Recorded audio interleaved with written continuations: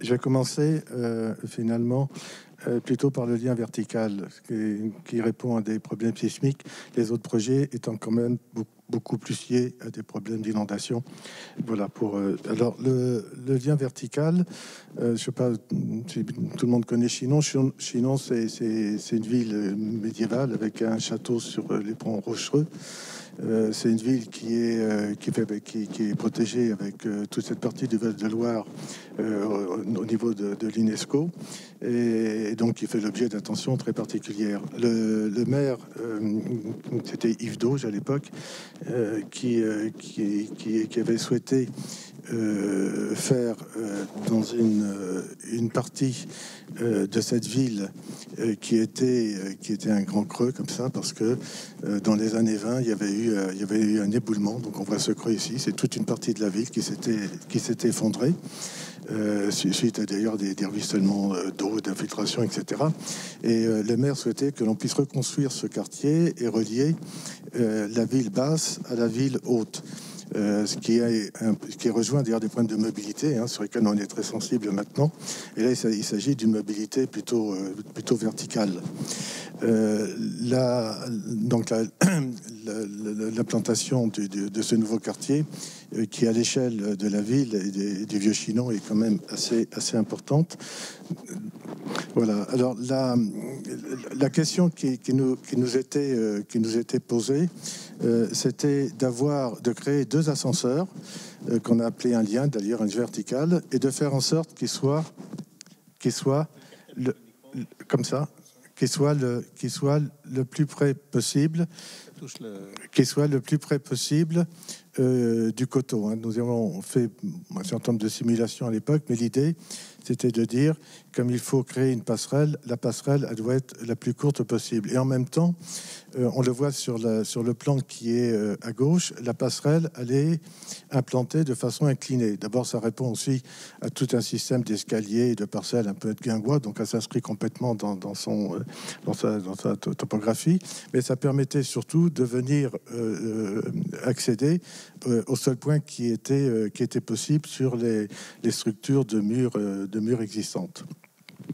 Sur le croquis de droite, donc on voit l'échelle de cet ascenseur en rapport avec l'échelle du château qui est derrière.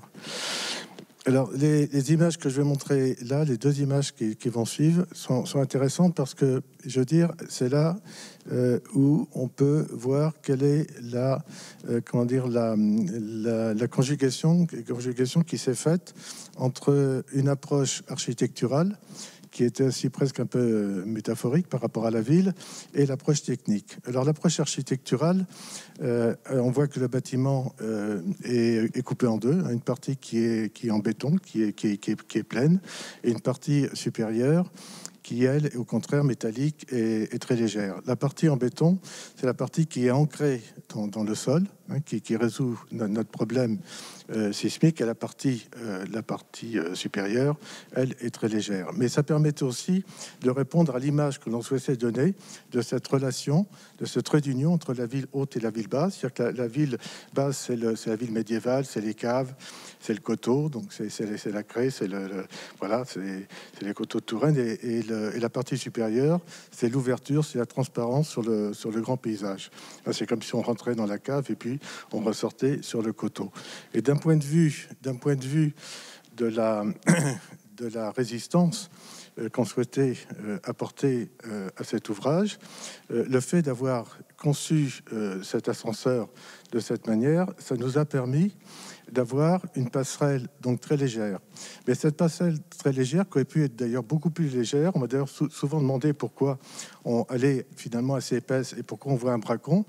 Tout simplement parce qu'on a conçu l'ouvrage, et c'est là où on rentre dans des impératifs de résilience, on a conçu l'ouvrage de telle manière que si le coteau à nouveau s'effondre, eh bien l'ensemble du dispositif reste en place, y compris la passerelle. Voilà, bonne nouvelle. Bonne nouvelle du jour. Merci. Voilà, donc vous pouvez aller sans risque Voilà.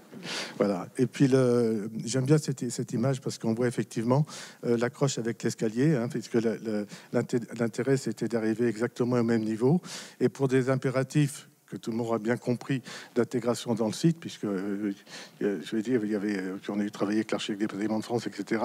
L'idée, c'était de faire en sorte que cet ouvrage, quand on le regarde depuis le château, enfin depuis la rue qui descend depuis le château, il soit finalement le plus transparent dans le site. Alors c'est un problème il y a la finesse évidemment des structures métalliques, il y a le vitrage, mais il y a aussi la couleur qui a été choisie, hein, pour pouvoir rendre l'ouvrage le plus discret possible. Alors, les jardins Boileau, qui portent bien son nom, est construit, c'est comme ça, hein, je veux dire... C'est un hasard et je m'en suis pas aperçu tout de suite. Je veux dire, c'est quand le promoteur m'a dit on va appeler ça les jardins Boileau parce que c'était rue Boileau. J'ai trouvé que c'était quand même assez incroyable. Ça fait partie des choses qui ne s'inventent pas, comme on dit. Donc voilà, donc c'est une petite opération d'une trentaine de logements, qui n'est pas une grande opération, mais qui est construite tout à fait au bord de la Loire, derrière la digue, à Saint-Pierre-des-Corps, hein, qui est tout près de Tours. Et le règlement nous obligeait à limiter la constructibilité à 10% de la parcelle. Et on verra, parlant après de Rennes, que c'est pas forcément la bonne idée. Mais enfin bon, donc là, on a répondu à cette contrainte et j'ai orienté donc le bâtiment qui soit, je dirais, parallèle aux ponts qui sont sur la Loire, puisque l'immeuble est conçu lui-même comme un immeuble pont. Hein. C'est-à-dire qu'on le voit. On est en zone inondation. En zone inondable, oui. En zone inondable, oui. Donc on a, je ne sais pas si c'est très visible, mais on voyait un trait bleu, c'est la cote des plus hautes eaux connues. Donc vous voyez que c'est quand même relativement assez haut. Hein, ça correspond pratiquement à 2 mètres au-dessus du sol naturel. Donc voilà, donc toute la partie des logements, elle est très nettement surélevée.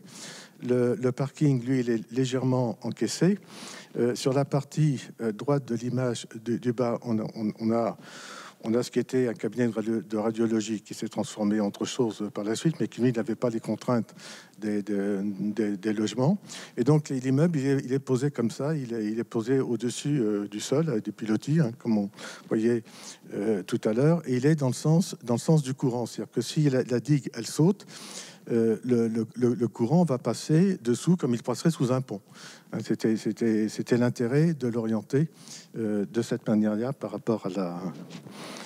voilà. Donc, on voit sur la coupe du haut, la partie supérieure, hein, qui correspond à la partie des logements, et le rez-de-chaussée réservé à un équipement. Voilà, donc l'ensemble du bâtiment, au-delà de sa structure qui, elle, est en béton, c'est un bâtiment qui est entièrement métallique et qui a été conçu un peu comme un village avec une grande liberté comme ça, parce qu'il y avait des logements qui étaient très différents qu'on nous demandait. Donc on a essayé de travailler plutôt dans un esprit comme ça de très grande liberté, avec des balcons, avec des pergolas, ça se voit un petit peu, il y a des trous, il y a des patios sur le toit qu'on voit un petit peu dans les trous. Donc c'est quelque chose comme une espèce de grand bâtiment monomatériaux comme ça, qui aurait été travaillé, creusé. Voilà, et tout ça avec la même couleur, le même matériau et le même bardage qui sont en toiture, en façade. Voilà, on voit un petit peu en détail. Et la structure extérieure, qui est métallique, elle prend appui aussi sur le sol, hein, puisque cette partie-là, elle dépasse finalement de la structure béton qui regroupe les parkings. Voilà. Donc l'immeuble, comme il est assez mince finalement, il est desservi entièrement par des coursives extérieures. Et comme j'aime bien faire des bâtiments qui permettent d'assurer aussi les conforts d'hiver, conforts d'été sur le plan climatique, c'est-à-dire qu'ils puissent avoir une double orientation. Et là, c'est une orientation est-ouest qui est assez intéressante de ce point de vue-là. La coursive, elle doit être, pour des raisons après de réglementation incendie, etc., elle devait être éloignée légèrement de la façade, ce qui nous a amené finalement à avoir tout un travail à l'intérieur qui est assez marrant, c'est-à-dire que de la passerelle, des passerelles qui sont superposées, tous les logements sont desservis, mais ils sont desservis avec des orientations de parcelles aussi, de passerelles très différentes, hein, qui donnent un aspect comme ça assez sculptural à l'ensemble. Côté paquebot. Hein. Oui, c'est un peu un paquebot. Alors, on va retrouver un paquebot là, mais lui qui existait aux Papeteries de Bretagne. Là, c'est un site assez important qu'on m'avait proposé avec une mission qui était complète, c'est-à-dire que j'avais une mission à la fois d'urbaniste, d'architecte et de paysagiste. Donc, ce qui est assez rare, c'est une opération qui a duré 17 ans. Donc, c'est toujours un peu compliqué pour nous de mener des opérations sur des temps aussi longs. Mais, alors, je sais pas, là, on le voit un petit peu. Enfin, c'est une implantation qui était très intéressante puisque elle se situe à mi-chemin entre le centre-ville et le stade Rennais. Donc, ce qui veut dire que les promoteurs n'ont pas eu beaucoup de mal à commercialiser cette opération. Voilà. Alors voilà le site que j'ai trouvé quand on m'a proposé d'intervenir. Hein, ça avait un côté comme ça. Enfin, bon, on a connu beaucoup de sites comme ça. C'est une ancienne papeterie. Les bâtiments étaient dans l'état qu'on voit là. Ils étaient construits complètement au bord de la Vilaine. C'est un peu comme un paquebot. Là, on parlait de paquebot à l'instant. Voilà, donc on avait cette grande carcasse qui existait comme ça, et une zone inondable qui est reportée en bleu, qui prend pratiquement les 2/3 du terrain. Voilà. Alors l'eau, finalement, on l'a traité de deux manières. On a traité le problème technique, mais on en a fait un atout paysager.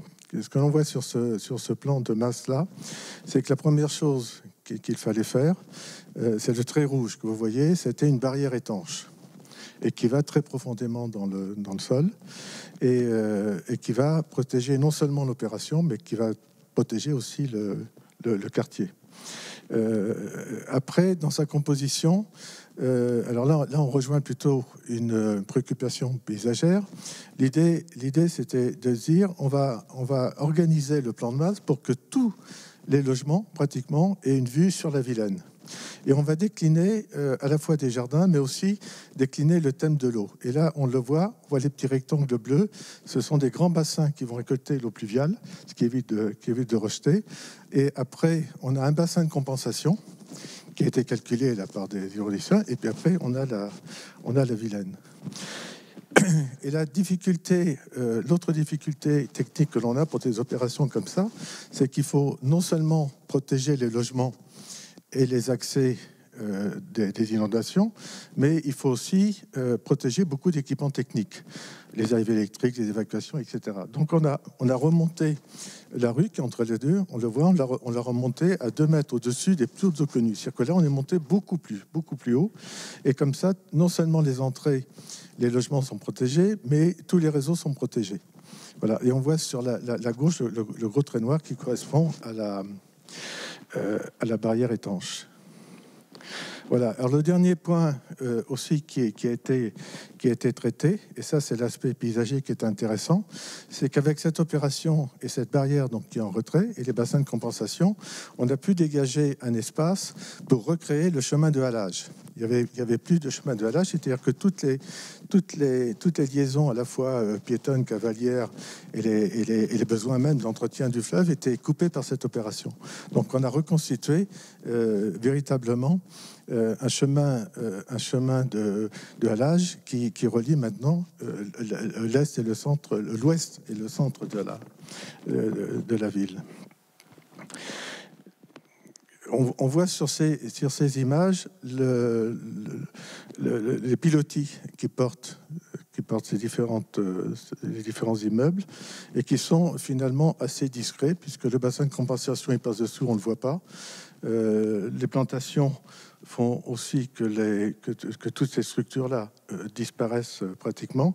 Et le mur qu'on voit légèrement en gris derrière les arbres, qui est le mur qui correspond à cette barrière étanche, lui-même est pratiquement invisible. Hein, on a simplement, finalement, comme si on avait remonté d'un niveau, on a remonté de 3 mètres l'ensemble de l'opération. Voilà. Et donc ça, c'est la même image prise au même endroit que l'opération que le bâtiment des papeteries tel qu'on l'a trouvé. Voilà, avec un aspect paysager qui est effectivement beaucoup plus sympathique. La Vilaine elle-même, d'ailleurs, elle a retrouvé une transparence qu'elle avait perdue. Voilà. Alors là, je passerai un peu rapidement là-dessus, simplement pour montrer qu'on peut se retrouver quelquefois avec des réglementations qui se superposent et qui permettent de régler beaucoup de problèmes en même temps. Avec les Atlantes, on est toujours sur la même commune de Saint-Pierre-des-Corps. En gris, c'est les bâtiments qui existent. À droite, les extensions qui nous sont proposées. Et on s'est aperçu que sur cette opération-là, on pouvait à la fois superposer la loi Allure, qui demande maintenant d'avoir 70% des parkings intégrés dans les constructions commerciales. Donc là, on en profite effectivement pour les mettre au niveau du sol. Et les parties commerciales qui sont en mauve sur le plan, elles sont construites dessus. Ce qui permet aussi d'avoir un plus court chemin entre les parties marchandes et les parkings, qui évite effectivement de faire quelquefois 200 mètres avec un caddie. Voilà. Donc la coupe en partie haute. Là c'est pareil, hein. J'ai repris un petit peu le principe que j'avais tout à l'heure, de dire on a une structure en béton qui nous protège, qui est ancrée avec le sol, et des structures qui sont très légères dessus, avec une trame qui est donnée comme ça, qui est très simple, parce qu'on ne sait pas encore quelles sont les enseignes qui viendront. Donc il y a simplement une structure qui est très fine, qui est très légère, mais on voit que les promenades que l'on a dominent le site, hein, qu'on ne voit plus bas. Et là encore, si un jour il y a d'inondation, bah, simplement l'eau elle passera dessous. Et d'ailleurs, on a travaillé des débouchés hydrauliques, c'est-à-dire que même le parking, il y a des coupures, hein, pour ne pas empêcher l'eau de s'écouler en cas d'inondation relativement importante. Et on en a fait des éléments paysagers, des grandes promenades. Voilà. Alors là, toujours sur Saint-Pierre-des-Corps, un autre exemple qui est intéressant, sur lequel on travaille. Là, j'en ai quelques mots parce que c'est un projet qu'on commence à travailler, et qui est un projet qui m'a amené à avoir des préoccupations que j'appelle un peu post-Covid, hein, puisque à partir d'une petite opération de logement, qui est un petit îlot dans un quartier, qui est à ce bâtiment, qui est un ancien laboratoire qu'on nous demande de conserver. Un bâtiment qui est en rouge ici, pour pouvoir le conserver et mettre les logements et répondre là encore aux contraintes du PPRI, il nous faut faire ce qu'on appelle des pièces refuges. Et au lieu de faire des pièces refuges à l'étage intégrées dans le bâtiment, je fais des pièces de refuge extérieures, ce qui est beaucoup plus intéressant, puisque pour que des secours viennent, au moins elles sont beaucoup plus visibles. Et ça m'a amené à faire des petites cabanes qui sont comme ça, qui sont perchés, qui sont en hauteur, qui répondent d'ailleurs à une autre échelle du site, puisqu'il y a beaucoup de cabanes sur le site, de petites structures. Et de cette contrainte-là, et de cette idée, je l'ai développée, y compris sur les bâtiments neufs que l'on va faire, pour que ces pièces-là correspondent à la fois à des pièces refuges pour le bâtiment existant, qui lui répond aux contraintes PMR, mais aussi pour les bâtiments neufs, en faisant de ces pièces-là des pièces supplémentaires qui peuvent être utilisées maintenant, notamment pour le télétravail ou d'autres besoins comme ça. Donc c'est une opération qui croise aussi plusieurs thèmes, les mobilités, les problèmes environnementaux, puisque on a là que des logements qui sont aussi à double orientation, et puis la recherche dont on parle beaucoup maintenant, qui sont les îlots de fraîcheur. Le cœur de l'opération va être un parc. Là, on l'a pas fait parce qu'on voyait plus rien, mais ça va être planté d'arbres, et toutes ces cabanes vont se retrouver donc complètement intégrées dans cet espace. Dans les arbres. Voilà. Merci. Au fond, toutes ces contraintes de risque d'inondation, ces contraintes réglementaires, vous en avez fait un des éléments productifs, au fond, de vos projets, des 5 projets qu'on a vus à l'instant. Oui, c'est-à-dire que moi, je me suis mis dans une position très simple dès le départ. J'ai notamment travaillé aussi avec le CEPRI, hein, le Centre européen des risques pour l'inondation. Et moi, je disais, finalement, notre travail d'architecte, c'est un travail en permanence sur la contrainte. Et c'est souvent la contrainte, vous le disiez vous-même, qui d'ailleurs apporte souvent des idées intéressantes. Et je pense que de prendre en compte les problèmes sismiques ou des problèmes d'inondation, c'est pour moi du même niveau que simplement se protéger de la pluie, se protéger du froid, se protéger, etc. Donc c'est une contrainte supplémentaire, simplement. Merci. Oui, merci beaucoup, Jean-Yves Barriel. C'est ces exemples très, très convaincants, effectivement, et qui montrent que la contrainte peut être non seulement surmontée, mais peut devenir en quelque sorte un des moteurs du projet.